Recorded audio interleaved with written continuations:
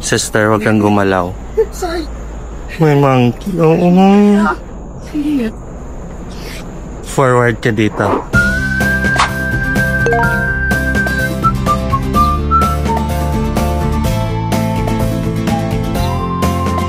Hello guys! Welcome to our another weekend vlog. Last weekend ay bumiyahe na nga tayo from Singapore to Malaysia via Senai International Airport sa Johor Bahru, kung saan na-share na din namin sa inyo ang mga process sa Woodlands Checkpoint ng Singapore Immigration and sa JB Central ng Malaysia Immigration. This weekend ay sisimula na natin ang ating short trip dito sa Kuala Lumpur bago bumalik sa Singapore at umuwi ng Pilipinas. If ready ka na, let's go! Hello guys, good morning. So technically this is our first and last day here in Kuala Lumpur. So we're staying here in the center of Kuala Lumpur. We only booked this on booking.com for 321 pesos each. And today, yung itinerary natin is only one, which is yung sa may Battle Cave. With regard to accommodation natin guys, when it comes to location, very nice siya kasi palapit sa mga establishment. Dito yung city center ng Kuala Lumpur and yung airport ng Kuala Lumpur is a bit far, an hour away. Pero maganda tong location natin kasi as I mentioned, dito siya sa city center, malapit siya sa Petronas Tower and other tourist spot like Kuala Lumpur Tower, malapit din siya dito when I checked the map. Also, mga 20 minutes or 23 minutes away lang yung Berjaya Times Square, which is doon usually yung mga meet-up place ng tour, like nung tour na binook namin, which is yung Battle Cave. So other than location, the price itself, I think it's reasonable. But given na ganong price, I would just like to set expectation that this is a hostel. This is actually, the place is actually like a condo unit. So, malaki lang tong unit, then divided lang sa mga rooms. And pardon me if hindi ko mapakita kasi I think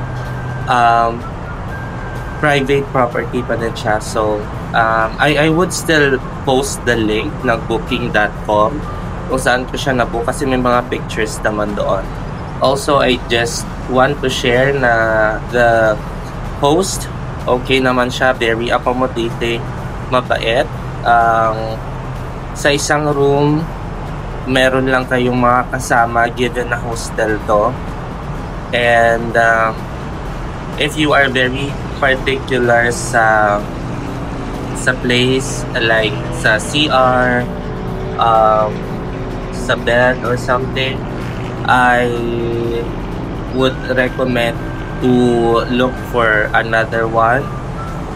Pero if that's not an issue for you, if cowboy naman kayo like us ni Marga, then this place is, I would say, okay na, especially if overnight lang naman like etong ginawa namin. So this is Kuala Lumpur.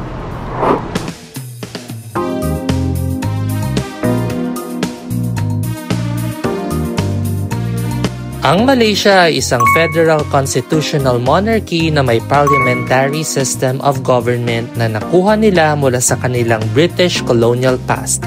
Ibig sabihin, meron silang hari o sultan, prime minister, at Westminster system.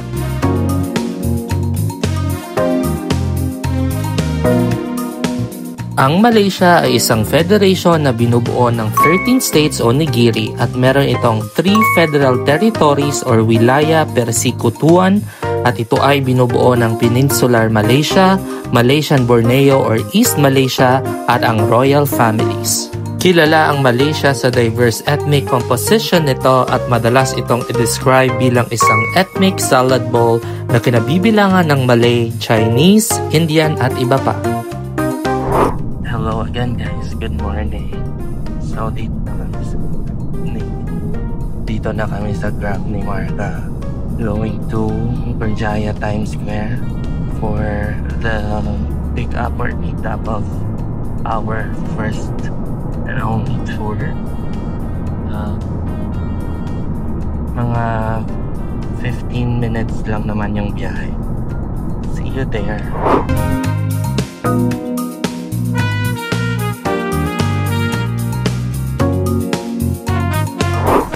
So it's 8:41 guys. Meron pa kaming more than 30 minutes and we're here sa may Starbucks Reserve sa Berjaya Times Square.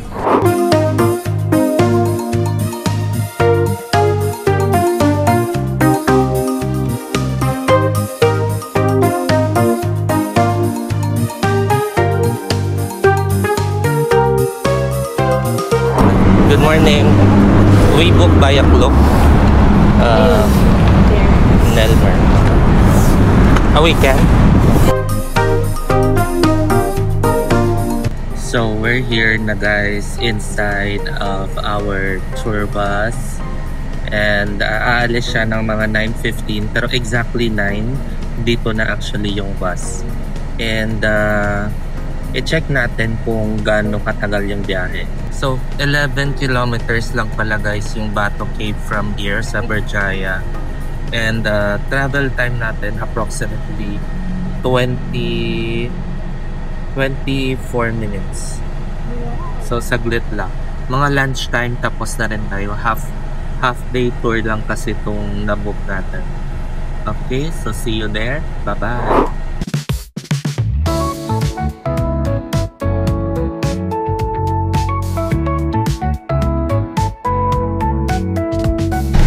How they're living, how they're making, how they're coloring, how they're painting, how they're mixing step by. So yun guys, may shinare si tour guide na mga pictures para magkaroon tayo ng idea pa kung ano yung mga practices doon sa Bato Cave. So pinaikot lang siya sa mga tourists dito. Sa Bato Cave, ginaganap ang annual Thai Possum Festival between mid-January and mid-February where hundreds of thousands na deboto ang pumupunta dito para magbigay pugay and mag-alay.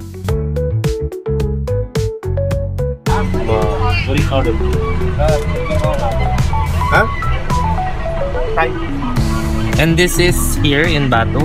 Yeah. So, yun daw guys, yung mga festival na sineselebrate nila dito sa Bato Cave.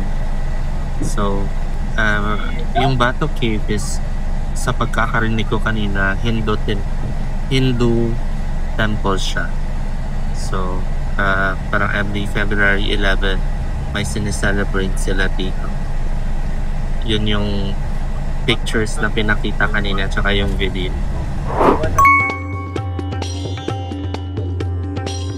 Okay guys, so we finally made it here in Bato Cave. Dito matatagpuan ang giant golden statue ni Lord Murugan, ang Hindu God of War. Ginamitan ito ng 300 liters of gold paint na galing pa ng Thailand.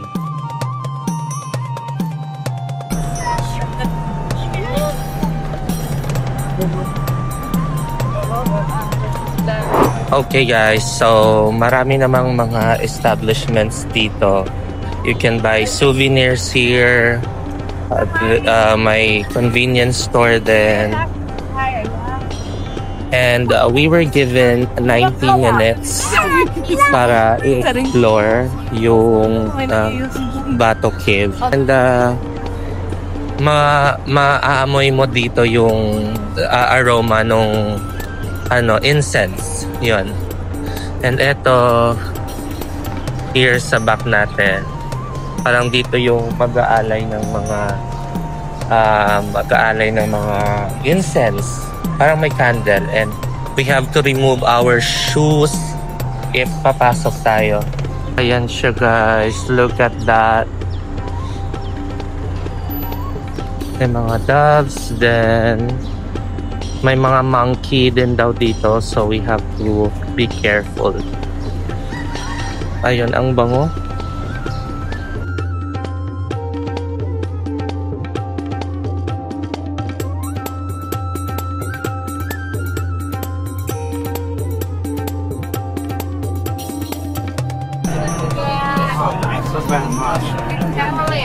So, ito yung mga bawal.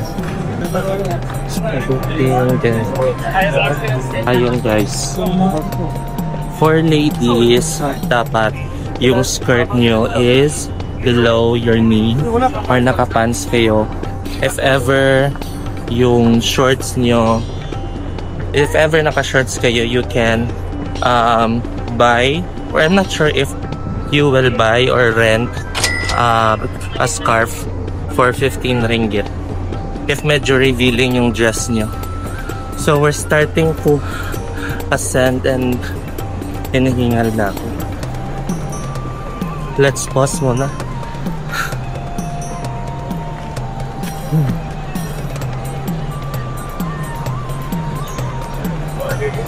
Ipaprank natin si Marga. Sister, huwag kang gumalaw. May monkey. Forward ka dito. Charing. Wala. Okay, nakita akong saging. Pag umakyat ako, guys. Pa-side. Yeah. Pa-side ako umakyat kasi parang hindi kasya yung foot ko sa steps. And parang mas mabilis. Feeling ko lang. Para mapasok ang cave temples ay kailangan nating akyatin ang 272 colorful steps. Okay guys, so we finally made it here sa taas. And this is our view. So may mga bilihan naman dito ng drinks. So, ito yung loob ng Batu Cave. Tapos may mga souvenir shop na din dito. And you can still smell the incense. Ang bango. So dito guys, pwede pumasok. Need lang hubarin yung shoes. Hello? Pero hindi na kami papasok. Kasi hindi na incense yung naamoy namin. Ayun. So this is the Batu Cave. Ayun guys, may nakita akong monkey. Isa, parang baby pa siya. Ayan. Monkey, monkey! Monkey, monkey! Ayan. Hala, ayan, dalawa na sila. May nakuha na yung isa. Sumatakbo. So may naakyat ulit tayo guys. And may monkey dito na kumakain namin sa akin. Nakita niyo pa? Ayan. Kumakain siya ng... Wala, ang daming baby monkeys. Ayun mga baby monkeys. Wala, ang dami. Lagyan dito dito.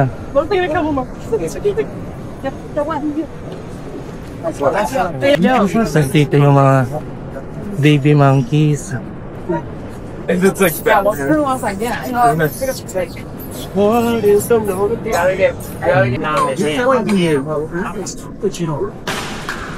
Ayan. Eto guys, may mga nagbabasag ng coconut. If tama yung pagkakarinig ko kanina, ang pagbasag daw ng coconut is to release anger and negativity. So pwedeng kang basagin dito tapos kinakain na ng mga cute na monkeys. Ayan, ang dami. Ang cute. Ang dami nila. Hello, what's your name?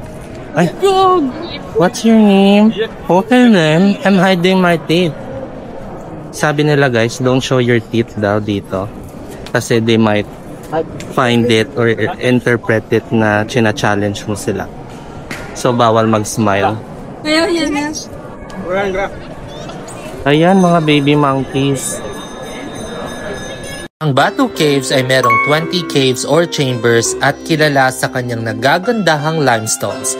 Tinuturing ito na pinakamahalagang lugar ng pilgrimage para sa mga Hindu sa Malaysia. Okay, so bababa na kami guys. Bibili pa tayo ng ating souvenirs. We need to be back sa bus ng 11:10 And time now is 10:27. So mahaba-haba pa yung time natin. Ito yung mga ano nila guys, yung ref magnet. 10 ringgit. So yun guys, grabe ang ating pawis. Bumili na rin tayo ng souvenir.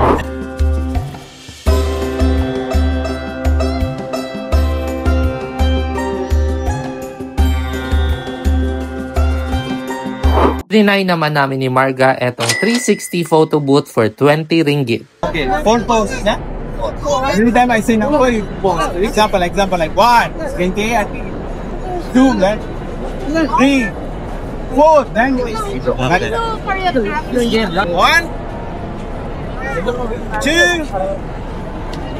3, 4.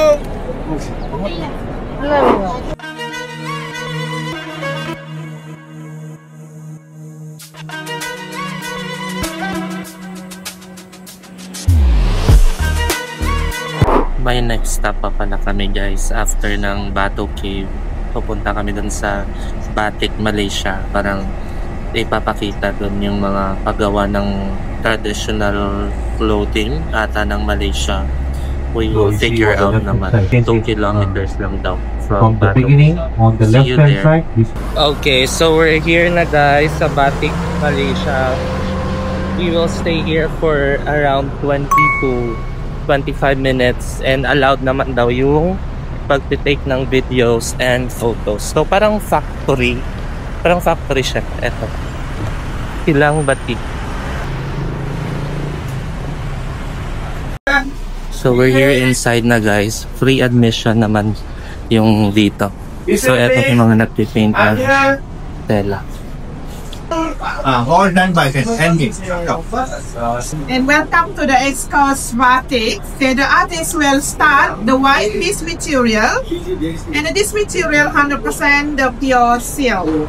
So meron silang mga sample dito guys. Eto guys, silk pareo.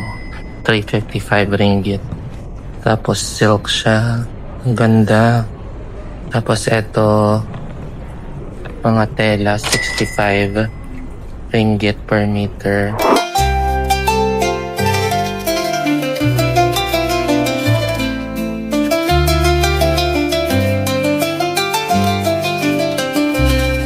And huwag kayong maingay guys. Ito yung princess nila. Yun yung ayan siya. Ayan. Tapos, so we're back ulit dito sa bus. Bumili kami ng fan ni Marga. Ang pasalubong. Ayun guys, may isa pa tayong stop. Actually hindi siya stop, parang dadaanan lang daw natin. Yun yung pagkakaintindi ko.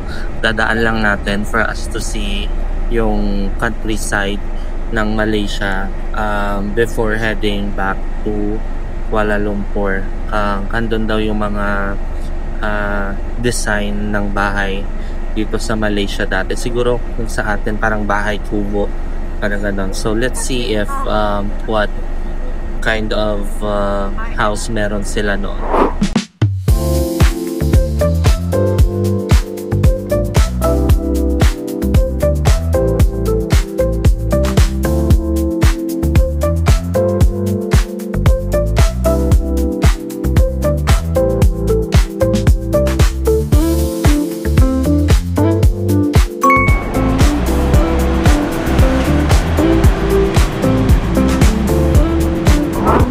So we're heading back sa Berjaya Times Square. Kakadrop lang sa amin. And we will eat lunch.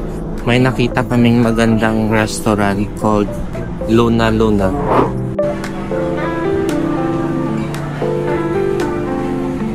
Is this a buttermilk? Yes, sir. A plate for you. Thank you. Table for two. 255. Okay. Can we have one more? Oh, you can. No problem. May pa-free soup sila. Tikman na natin. Sabaw mo. Lasang sabaw.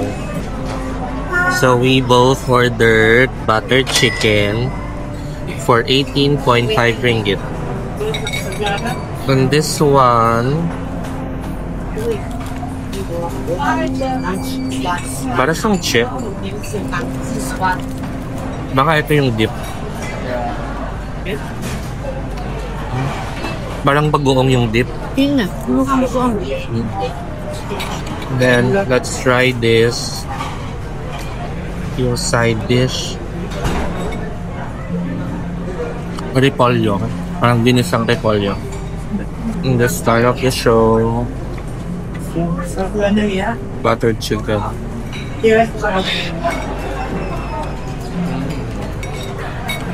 Wrap.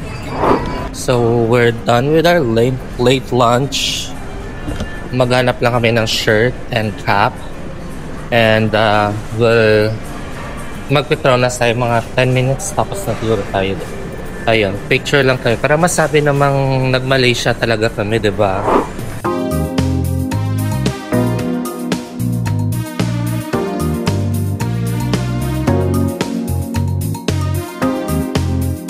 So like very saglit lang kami dito. So we need to catch up, or we need to catch our flight. The Petronas Twin Towers are 451.9 meters tall and each have 88 floors. Kinilala ito noong 1998 hanggang 2004 bilang the tallest building in the world.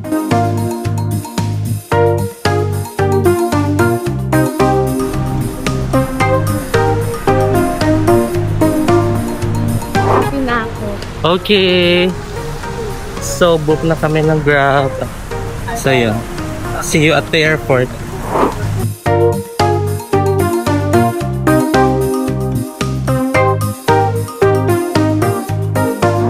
Hello guys, so we're here now in Kuala Lumpur International Airport, Terminal 2, waiting for our boarding. Siguro makakarating tayo ng Sinai Airport mga 7:30, 7:40. Yung concern lang namin ngayon is yung bus na nabook namin sa Klook na maghahatid sa amin from JB Central to Sentosa. Ang last departure time is 8 o'clock.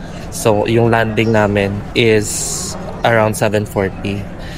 But according naman kay Linlin, yung sister ko, may ibang bus naman na pwedeng sakyan.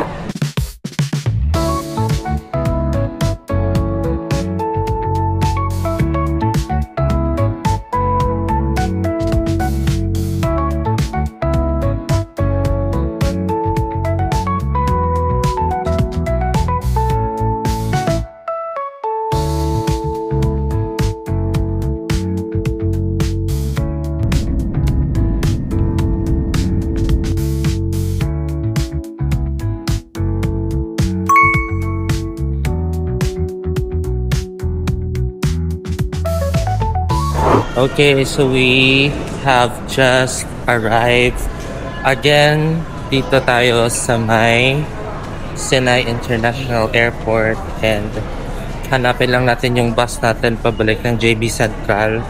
Kung saan tayo binaba kahapon, doon pa rin sasakay naman. So, wait na lang natin tong bus guys pabalik sa JB Central. Dito siya sa pinakadulo from the arrival or departure hall. Basta yung main entrance ng airport. Sa ano siya, sa left side siya. Left side ng main entrance ng airport. Sa pinakadulo. Basta dito siya sa pinakadulo. Parang wala kasing bay number eh. Ayan. So tinanong namin kanina si ate na parang dispatcher doon sa may airport. Sabi niya meron pa naman daw bus from JP to Singapore. Guys, so we're here na sa JP Central. And medyo ma-traffic dito. I think makakapag-update ako ulit after namin sa immigration.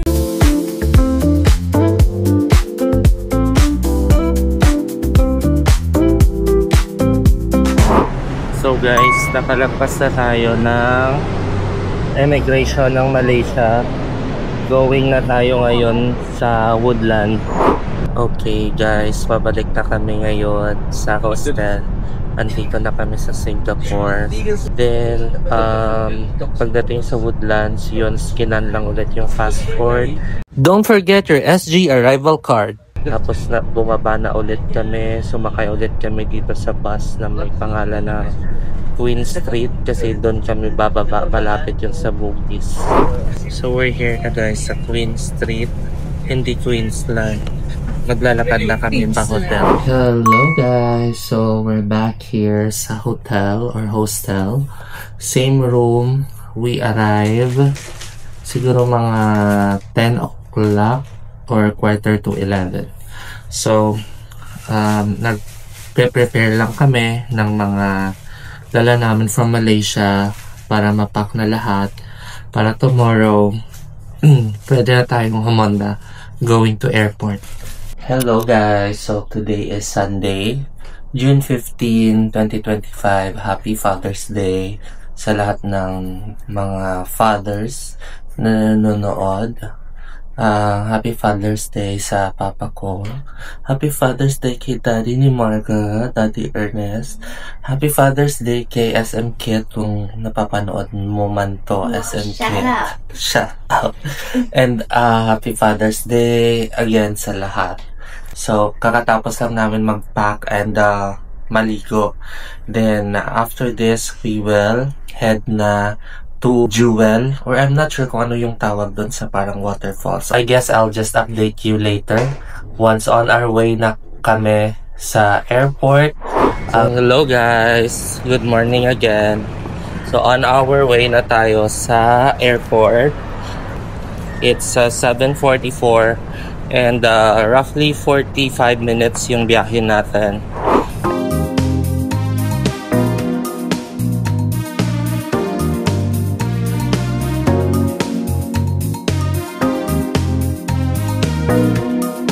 Okay, so from Bugis, bababa tayo dun sa Panamera.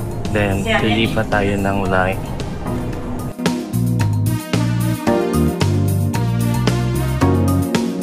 We transferred to another line going to Changi Airport.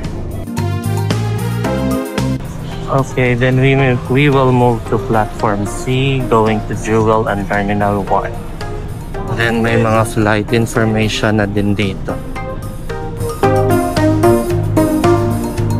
I think dito na tayo sa Jewel guys.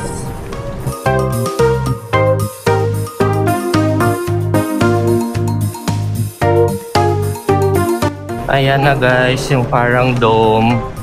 Sa loob niyan yung Jewel.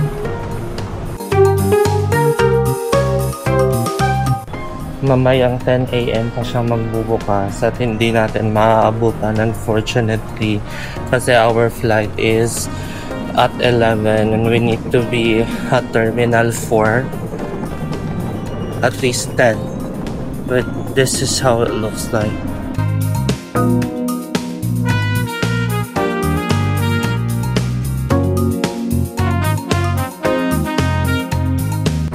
And that's it. It's not turned on yet, but next time I promise we'll be back here with my family and friends and Joa, and still with my sister. We'll be back here and we'll turn it on. Mag-bus na tayo sa Terminal 4. Sundan lang naman natin yung sign guide. Nakalagay doon, bus to Terminal 4. Then madadaanan natin tong Apple Store. Kaya, I saw the sign bus to Terminal 4. Nandito din yung picture ng Jewel. So, exit tayo dito. And that's the sign bus to P4. Okay, so dito lang naman guys, yung bus terminal. Kaya na yung bus natin. Wala namang bayad ko guys. Libre siya.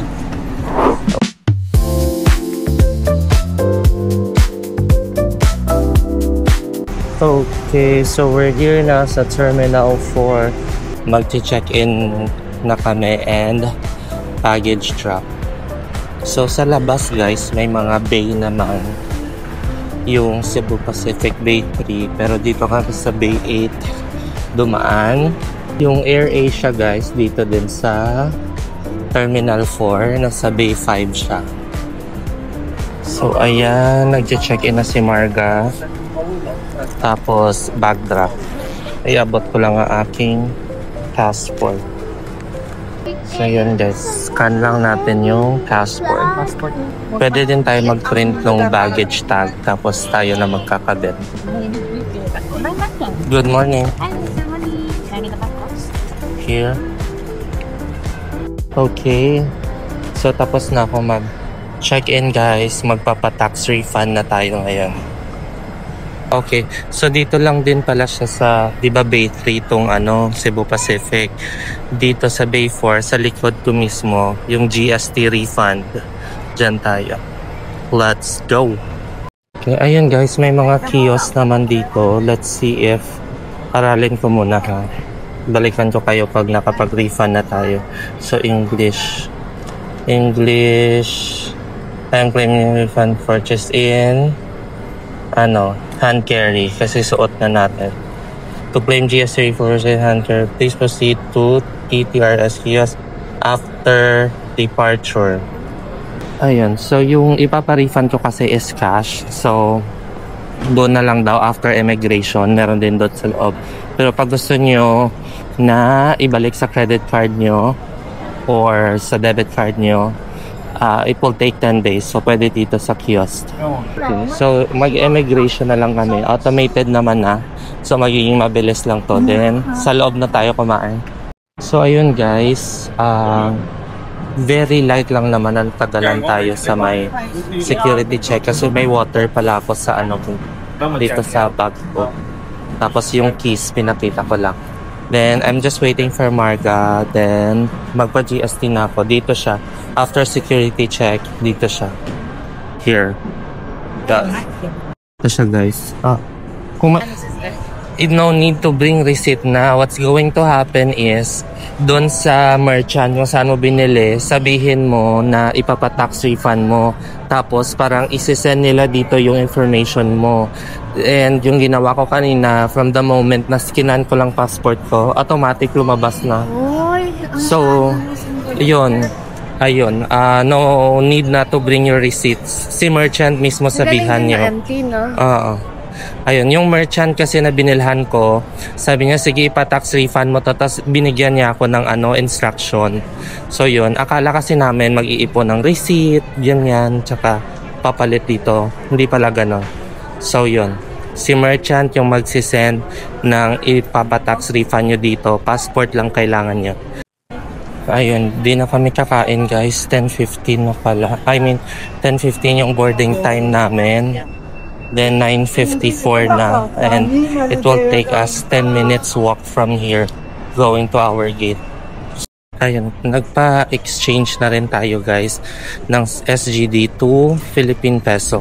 Kasi mas okay daw ata magpa-change dito. Mga 2,000 plus din in peso yung nakuha natin.